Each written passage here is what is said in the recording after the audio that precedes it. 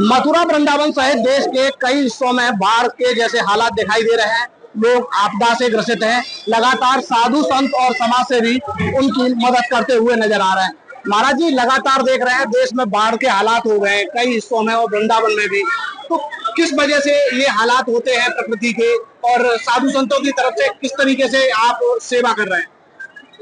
तो प्रकृति का रौद्र रूप है और बाढ़ प्रभावित क्षेत्रों में जा जाके जितना हो सकता है, ये दास अनिरुद्ध और गौरी गोपाल की ओर से सभी बाढ़ प्रभावित क्षेत्रों में जा जा करके सबको भोजन की सेवा की जा रही है, जैसे जो जरूरत है और जितना हो सकता है हम सब मिलकर के सहयोग कर रहे हैं।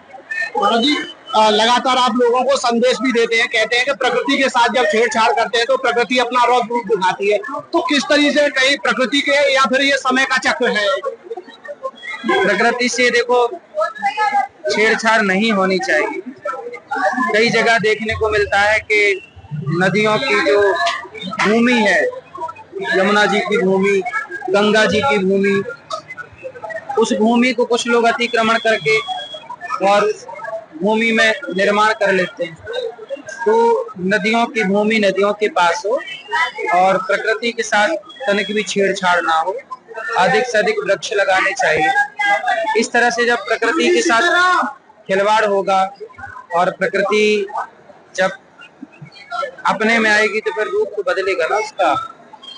एक धर्म ग्रंथ को लेकर सोशल मीडिया पे मैसेज चल रहे हैं कि भविष्यवाणी है, आगे प्रलय होगी, भविष्यमाला है, कौन सा ग्रंथ है, उस तरीके से तमाम मैसेज है, उसकी भविष्यवाणी कई सत्य हुई है।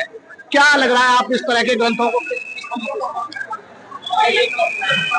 देखो, जीवन है, निर्माण है तो विनाश भी होगा।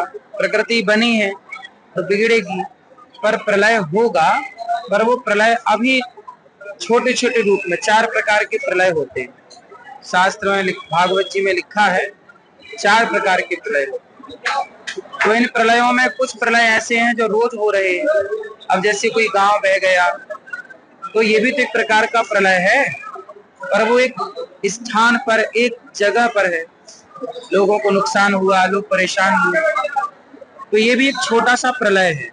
इसलिए हम सब ईश्वर की शरण में रहें, अच्छे काम करें और बुरे काम ना करें, कोशिश करें। आप बाढ़ में भी गए थे, बाढ़ पीड़ितों से भी मिले थे, किस तरह के हालात थे वहाँ पे? पानी तो काफी है, लोगों के घर में भी घुसा है, पर अब उतर रहा है पानी, अब कम हो रहा है पानी। ठीक है, यमुना मैया दर्शन देने आती हैं तो वृंदावन की जो परंपरा है कि यमुना मैया आए तो लोग उनका स्वागत करते हैं, और अब तो कम है। संत प्रेमानंद महाराज ने भी आह्वान किया है कि जो समाज सेवी हैं, जिन पे अर्थ है, धन है, वो लोगों की सेवा करें, और आप भी सेवा करते हुए। तो आप समाज सेवियों की या ऐसे लोग जो समाज की सेवा करने चाहते हैं, बाढ़ को क्या संदेश दें? हर उस व्यक्ति को हम प्रणाम करेंगे जो सेवा कर रहा है, क्योंकि सेवा ही सबसे बड़ा कार्य है इस कली काल में। भव सागर को पार करना है तो सेवा। जीवों को आज देखिए कितने लोग घर से बेघर हो गए बेचारे, उन्हें भोजन ही मिल जाए।